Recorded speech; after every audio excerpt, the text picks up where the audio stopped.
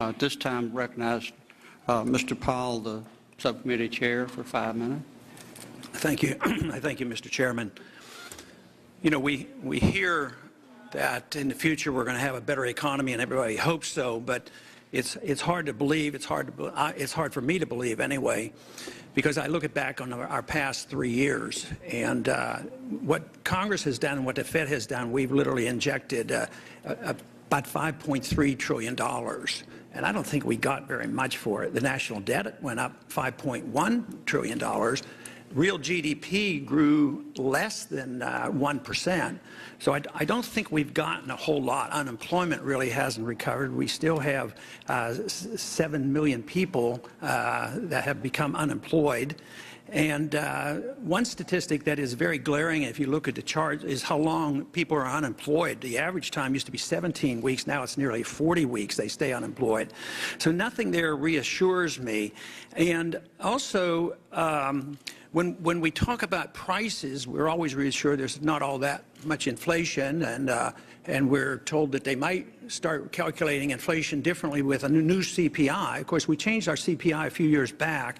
There's still a free market group that calculates the CPI the old-fashioned way, and they come up with a figure, in spite of all this weak economy, the prices have gone up 35%, 9.4% every year. And I think if you just went out and talked to the average housewife, she'd probably believe the 9% rather than saying it's only 2%. So I would say what we've been doing isn't very reassuring with all this money expenditure.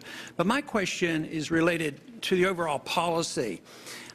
Spending all this money hasn't helped, and yet many allies that would endorse so much of what's been going on, whether it's the Fed or the Congress, they recognize that consumer spending is very, very important, and they concentrate on that.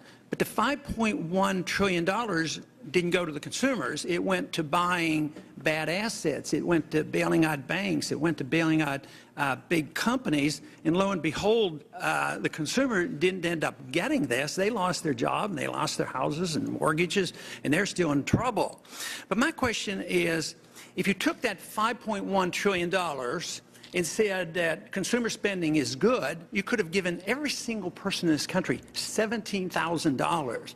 Why is it the program of both the Congress and the Fed to direct the money to the people who had been making a lot of money, instead to the people who, if you argue that the consumer needs to spend the money, I obviously don't advocate this, but I would suggest, you know, maybe it could have worked better. It couldn't have worked any worse. But what is the reason we direct it toward the banks and the big corporations, too big to fail, and we don't pay that much attention to the consumer if it's true, and I don't know if you agree with that or not, that consumer spending is an important issue?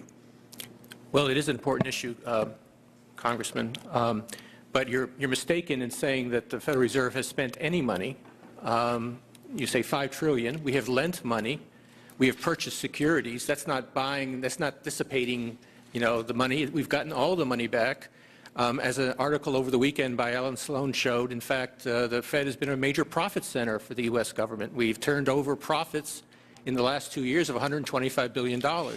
So we are not costing any money in terms of budget deficits or anything like that.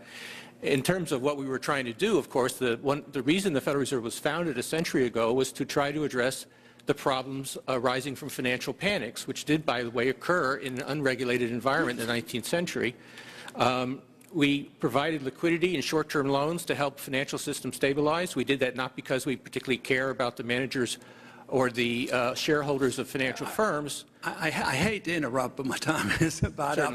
But I would like to suggest that you say it's not spending money. Well, it's money out of thin air. You put it into the market and you hold assets, and the assets aren't, you know, they are diminishing in value when you buy up bad assets. But very quickly, if you could answer another question, because I'm curious about this. You know, the price of gold today is $1,580. The dollar during these last 3 years was devalued almost 50%. When you wake up in the morning, do you care about the price of gold? Well, I pay attention to the price of gold, but I think it reflects a lot of things. It reflects global uncertainties. I think the reason people hold gold is as a protection against what we call tail risk, really, really bad outcomes. And to the extent that the last few years have made people more worried about potential of a major crisis, then they have gold as a protection. Do you think gold is money? No. It's not money. Even if it had been money for 6,000 years, somebody reversed that and eliminated that economic law. Well, it's an asset. I mean, it's the same. Would you say Treasury bills are money? I don't think they're money either, but they're a financial asset. Why do central banks hold it? Well, it's a form of reserves. Why don't they hold diamonds? Well, it's tradition, long-term tradition. Some people still think it's money. I yield back. My time is up. Thank you.